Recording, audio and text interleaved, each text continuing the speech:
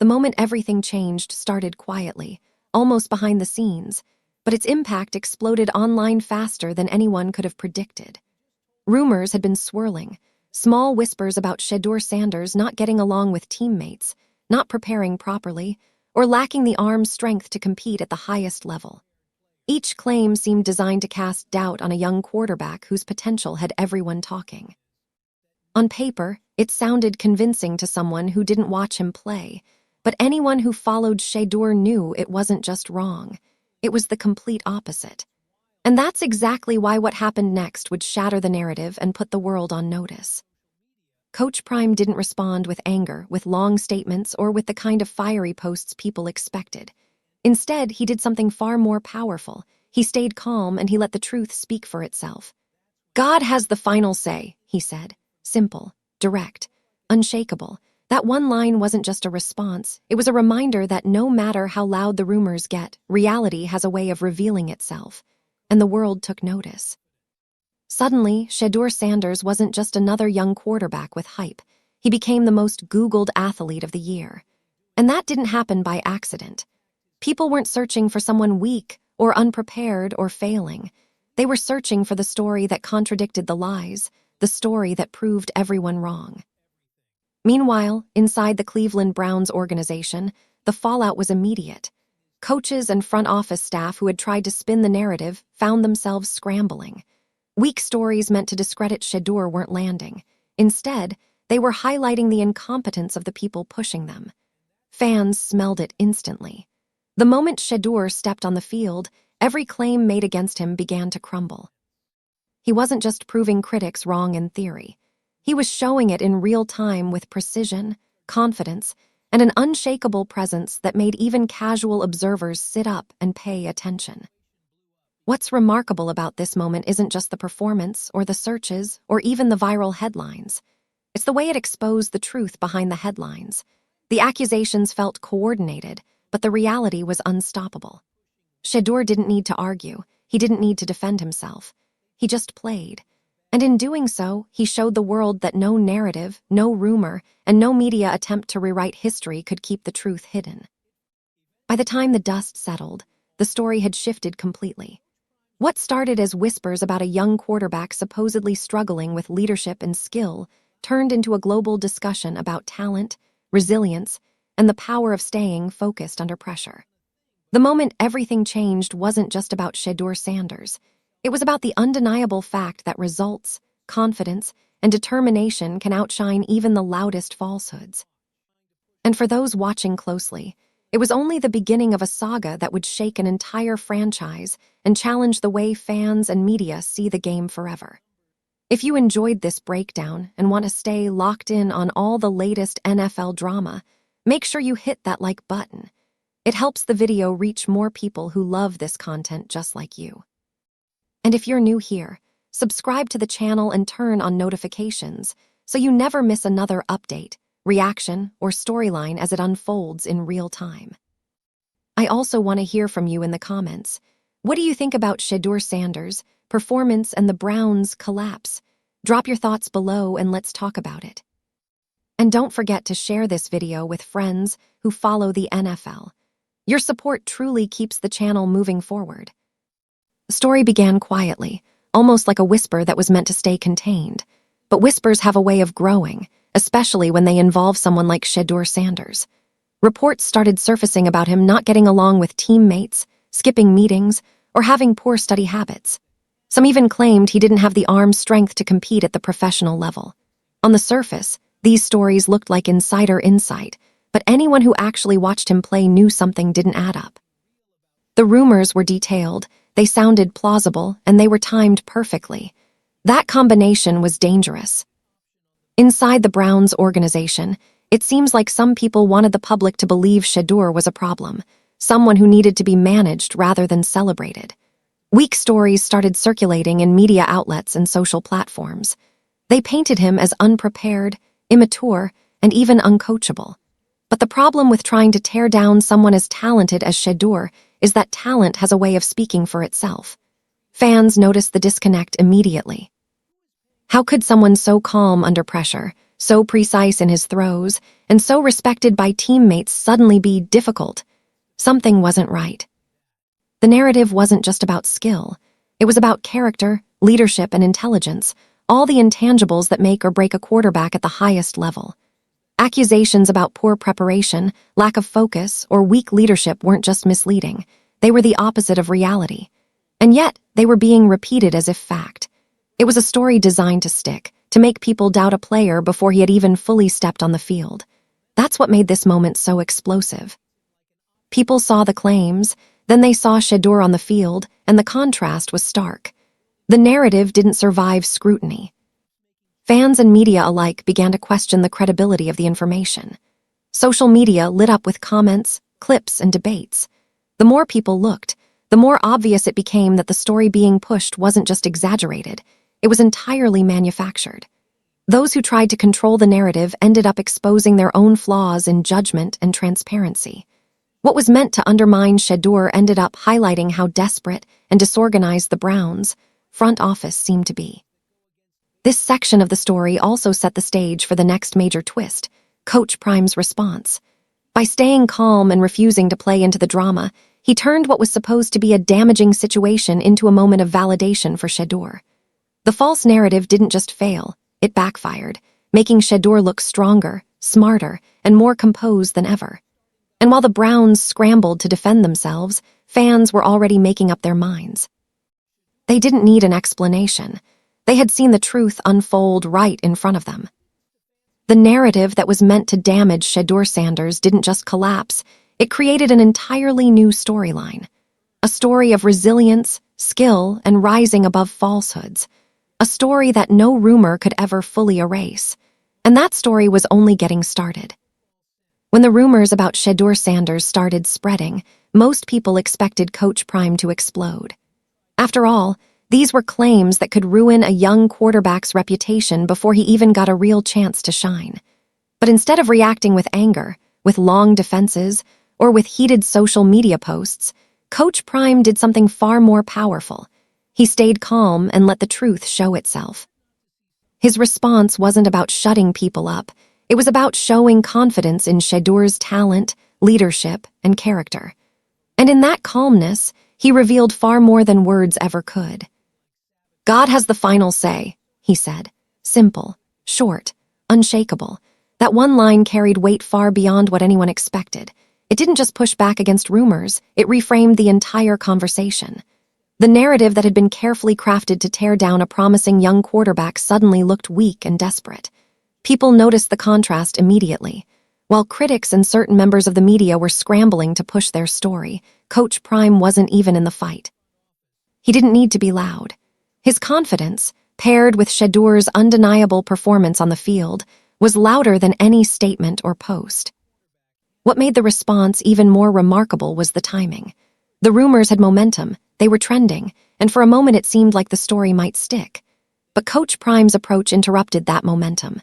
By refusing to validate false claims, he exposed them for what they were, thinly veiled attempts to undermine a player who had earned every bit of his success. It was a subtle but strategic move, like a masterclass in handling controversy, and fans noticed. People began rallying around Shedeur not just because of his performance, but because of the way Coach Prime's calm confidence validated what they already suspected. The rumors didn't add up. The contrast couldn't have been clearer. On one side, there was panic, spin, and desperate storytelling from people trying to control the narrative. On the other, there was Coach Prime, steady and unwavering, letting actions and results do the talking. It made the attempts to smear Shedeur look small, petty, and almost embarrassing. Every poorly constructed story, every accusation of laziness or poor character, crumbled under the weight of a single, calm response paired with real-world results. This section of the story also set a new dynamic in motion. By handling the situation with measured confidence, Coach Prime didn't just defend Shedeur, he shifted the conversation entirely. Suddenly, the focus wasn't on alleged weaknesses or unproven claims. It was on talent, on leadership, on performance under pressure, and on a rising star who refused to be dragged down by baseless rumors. The narrative had flipped, and the next chapter was already taking shape. The public and fans were watching, learning, and forming their own opinions, all while the rumor mill struggled to stay relevant. Coach Prime's response proved that sometimes, silence combined with unwavering confidence is more powerful than any argument. And while the critics scrambled, Shedeur's star continued to rise, setting the stage for the next explosive development. The public attention that would turn him into one of the most searched and talked about athletes in the country. While critics were busy pushing their version of events, the public was telling a completely different story.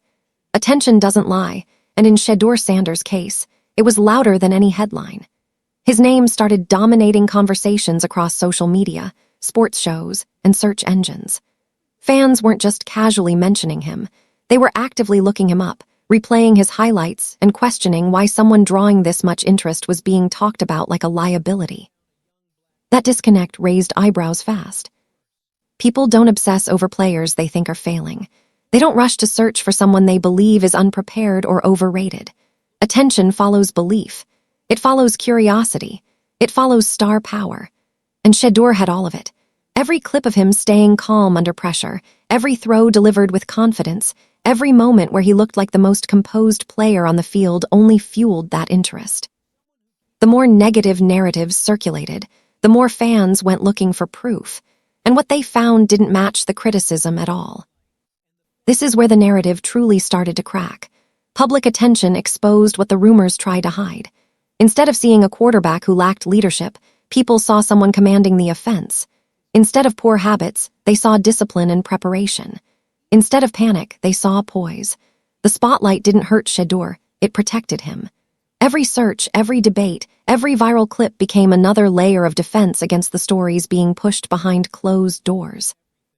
What made this moment even more telling was how quickly the conversation shifted. Analysts who initially echoed the doubts started backtracking.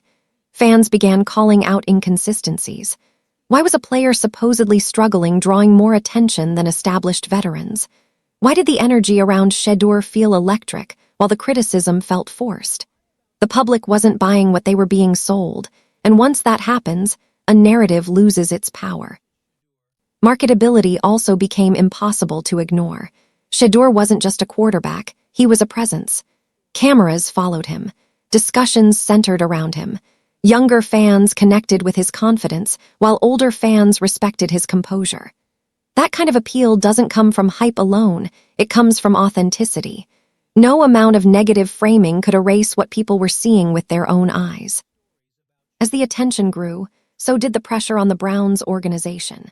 It's one thing to criticize a player quietly, but it's another to do it while the entire football world is watching closely. Every decision involving Shedeur was now under a microscope.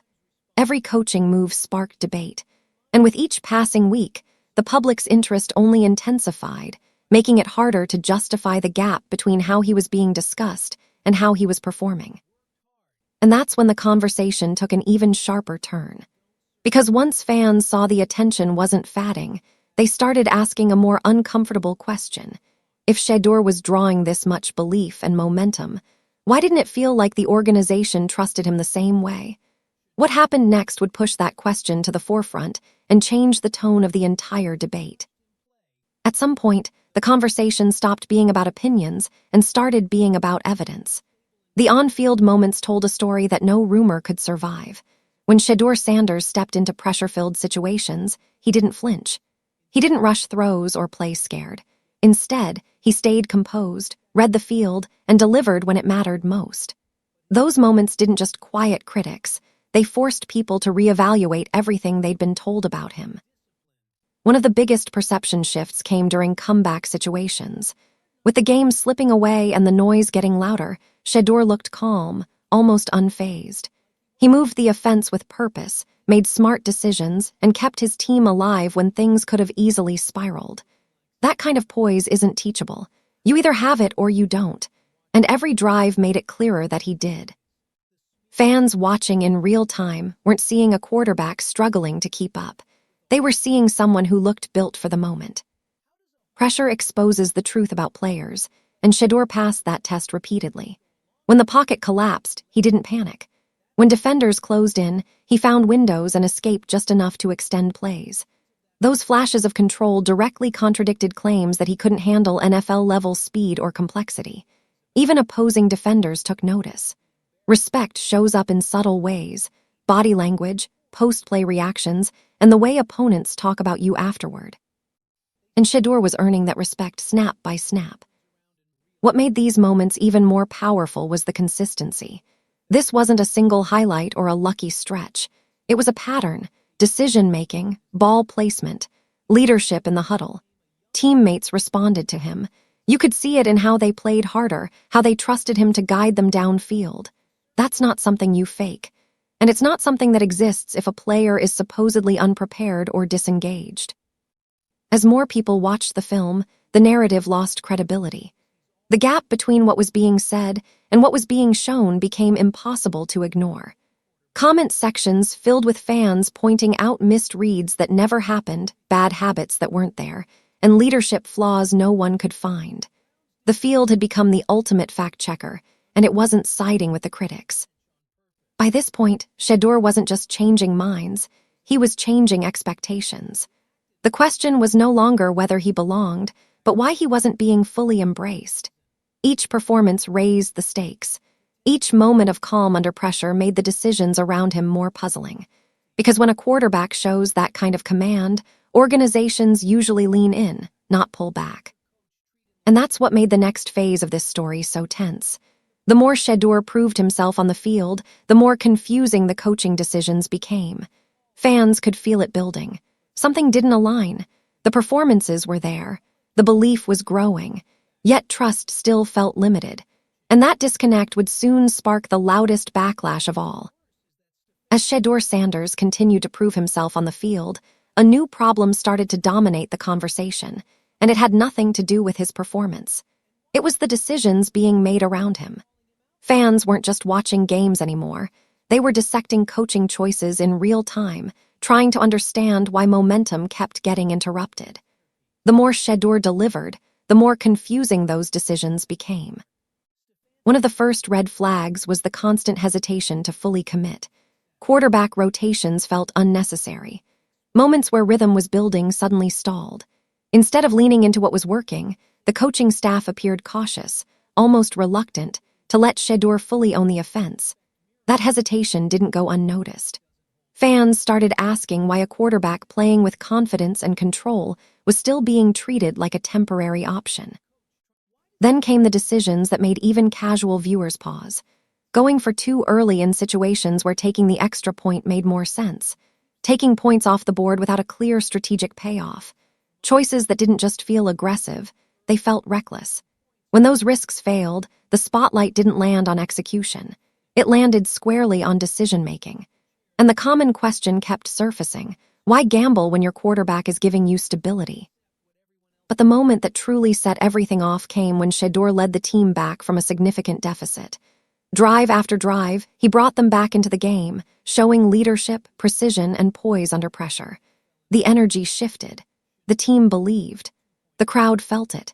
And just when it seemed obvious that the ball should stay in his hands, it didn't. He was taken off the field at the most critical moment.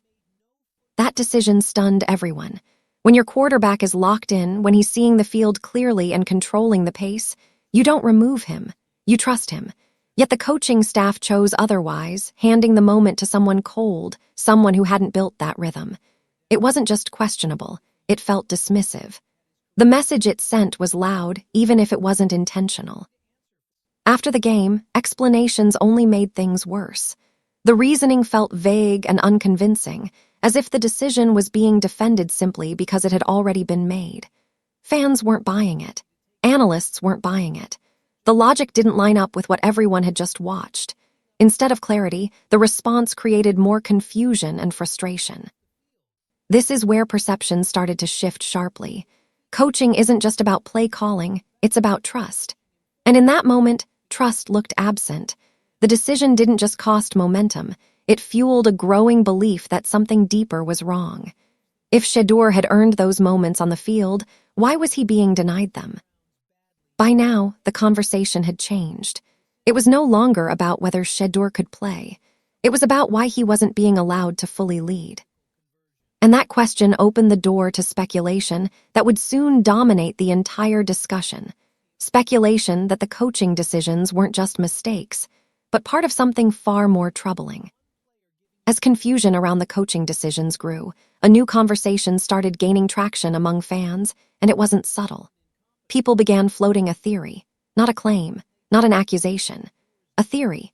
The idea was simple but unsettling. What if the Browns weren't just mismanaging Shedeur Sanders, but intentionally holding him back? It's important to be clear, there's no confirmed proof of this. But the patterns people were pointing out made the speculation impossible to ignore. Fans started connecting dots. Shedeur consistently showed composure under pressure. He moved the offense. He sparked comebacks, yet the trust never fully followed. Moments where he earned control of the game were met with hesitation or removal. To some observers, it felt less like caution and more like resistance. And when patterns repeat, people naturally begin asking why. That's how speculation starts, not from emotion, but from unanswered questions. One theory that gained attention suggested the team may have had incentives not to win too much, too fast. Some fans speculated about tanking strategies, draft positioning, or internal agendas that didn't align with putting the best product on the field immediately. Again, these are theories being discussed online, not verified facts. But the frustration came from how logical they felt to those watching. If winning was the priority, why sideline the quarterback giving you momentum? Others went deeper, suggesting internal power dynamics were at play. Was Shedeur seen as a long-term solution too soon? Was his presence threatening established plans or evaluations made earlier? When organizations commit to certain paths, change can feel disruptive, even when it's clearly working. Fans questioned whether those in charge were ready to pivot, or if pride and sunk decisions were getting in the way. There was also a broader conversation happening in parallel, touching on race, perception, and how young black quarterbacks have historically been scrutinized more harshly. To be clear, this remains a sensitive and complex topic, and no direct intent has been proven here. But the fact that fans were even asking these questions shows how deep the frustration had grown. When transparency is lacking, people fill the gaps with their own interpretations. What fueled the speculation most wasn't any single decision, it was the silence. No clear explanations, no accountability, no acknowledgement of the disconnect between performance and trust. That vacuum allowed theories to grow. And once they take hold, they're hard to contain. The organization may not have created the speculation, but by avoiding clarity, they allowed it to thrive. Regardless of whether any of these theories are true, one thing is certain: perception matters. And at this point, the perception surrounding the Browns had shifted dramatically. Fans no longer saw simple mistakes. They saw patterns. They saw contradictions. And they saw a quarterback doing everything right while being treated like an afterthought. That speculation would soon place the organization under even heavier scrutiny. Because once people start questioning intent instead of competence, the damage goes far beyond wins and losses. And that pressure was about to land squarely on the front office and leadership, demanding answers they hadn't been willing to give. As the speculation grew louder, one thing became impossible to ignore: the silence. The Browns had plenty of opportunities to step in, clarify decisions, or calm the storm. Instead, they said very little. No clear explanations, no firm stance, no attempt to reset the narrative. And in moments like this, silence doesn't create peace, it creates suspicion. Fans weren't just frustrated by what they saw on the field, they were unsettled by what they weren't hearing off it. When an organization believes in its process, it explains it. When leadership is confident, it communicates. But the Browns' lack of transparency only deepened the doubts. Supporters started asking reasonable questions. Why weren't coaching decisions being addressed directly? Why did post-game answers feel vague and rehearsed? Why did no one step forward to acknowledge the disconnect between Shedeur's performance and how he was being used? The absence of answers spoke louder than any statement could. Front office silence carries weight because it signals approval, or at least acceptance, of what's happening. By not stepping in, management appeared to endorse the decisions that fans were questioning. That perception hurt. It suggested either a lack of awareness or a refusal to confront uncomfortable truths. Neither option inspired confidence. And once fans lose trust in leadership, it's incredibly difficult to earn it back. The silence also shifted pressure away from individual moments and toward the organization as a whole. This stopped being about a single play call or a questionable substitution. It became about culture, accountability, direction. Fans wanted to know who was actually in charge and whether anyone was willing to admit mistakes. Instead, they got deflection and non-answers, which only made the situation feel more chaotic. What made the quiet even more damaging was the contrast.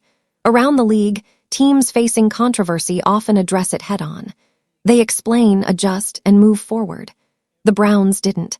And by choosing not to speak clearly, they allowed speculation to grow unchecked. Every day without clarity added fuel to the fire, turning frustration into anger and confusion into distrust. For many fans, this was the tipping point. It no longer felt like a rough stretch or growing pains. It felt like an organization unwilling to protect one of its most promising assets or even acknowledge his impact. That's a dangerous message to send, not just to players, but to the fan base that invests time, money, and belief into the team. At this stage, the narrative had fully flipped. The Browns weren't just being criticized for how they handled Shedeur Sanders. They were being questioned for how they handle accountability, communication, and leadership overall. Silence had turned into a statement all its own, and not a flattering one. And with the pressure mounting and eyes locked on the organization, one final question remained. If the Browns weren't going to explain themselves, how would this story end? Because whether they liked it or not, the public had already started writing the conclusion. By the time everything settled, one thing was undeniable. The narrative had completely flipped. What began as quiet whispers questioning Shedeur Sanders' readiness, leadership, and talent turned into a much bigger conversation about trust, accountability, and perception. The rumors didn't win. The silence didn't win. What won was what people could see with their own eyes: performance, poise, and a quarterback who never lost control of the moment, no matter how chaotic things became around him. Shedeur never publicly fought back. He didn't post long explanations or fire off emotional responses. He stayed focused, let his play do the talking, and allowed the spotlight to expose the truth. In today's media-driven world, that's rare. And that restraint only made him look more composed and more prepared for the pressure that comes with leading at the highest level. The louder the criticism got, the calmer he stayed, and fans noticed. What makes this story resonate isn't just what happened on the field. It's what it revealed off it. The situation exposed how quickly narratives can be manufactured and how dangerous they can be when left unchecked. It also showed how silence from leadership can shape perception just as much as bad decisions. Whether intentional or not, the Browns allowed doubt to grow, speculation to spread, and trust to erode. And once that happens, the damage extends far beyond a single player or season. At the same time, this moment elevated Shedeur's profile in a way no marketing campaign ever could. Public attention rallied around him. Belief followed him. And every attempt to minimize his impact only made him more visible. That's the irony of the entire situation. Efforts to control the story ended up amplifying it. Instead of fading into the background, Shedeur became one of the most talked-about young quarterbacks in football. The bigger takeaway is this: fans are more informed than ever. They watch the games. They break down film. They notice patterns. And they don't blindly accept narratives that don't match reality.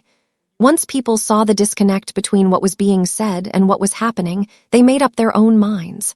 And when that happens, no press conference or vague explanation can undo it. This story isn't over, not by a long shot. Questions remain about leadership, direction, and whether the Browns are willing to adjust course when the evidence is right in front of them. But one thing is already clear: Shedeur Sanders emerged from this moment stronger than before. The pressure didn't break him, the noise didn't distract him, and the narrative meant to hold him back ended up pushing him forward. So now the spotlight stays on Cleveland. Because when the narrative flips, accountability follows. And how the Browns respond next may say even more than everything that's already happened.